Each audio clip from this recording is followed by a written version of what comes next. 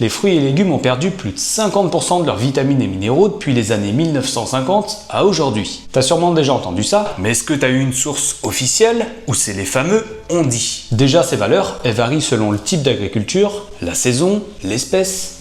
On peut noter tout de même qu'il y a bien un appauvrissement des sols, augmentation de la pollution, utilisation massive d'engrais, pesticides. Alors on a cette étude qui a rebasé ces valeurs sur 100 grammes de produits.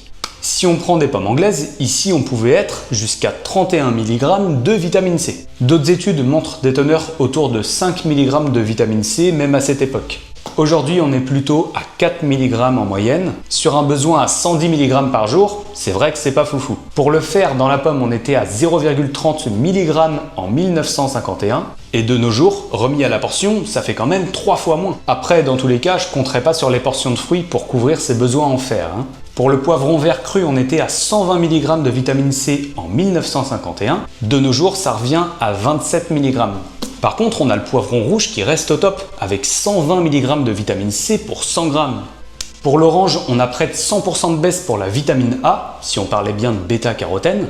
Par contre, pour la vitamine C, on était à 49 mg, et de nos jours, on est environ à 47,5 mg pour 100 g, donc de ce côté, ça n'a pas trop bougé. Bon, je vais pas tous vous les faire, mais on voit que c'est loin d'être une fin en soi. C'est vrai qu'il y a certains aliments qui vont être plus riches en vitamine A, pour le bêta-carotène, notamment ceux de couleur orange, d'autres en vitamine C, d'où l'intérêt de varier en fait, quitte à se faire accompagner par un diète pour aller plus loin si besoin. Un complément alimentaire, ça reste du cas par cas, mais si un jour vous en cherchez, je vous conseille la marque NutriPure, je vous en dis plus en description. Si t'es resté jusqu'au bout, commente on dit, et on se dit à bientôt pour du nouveau, c'était Landry.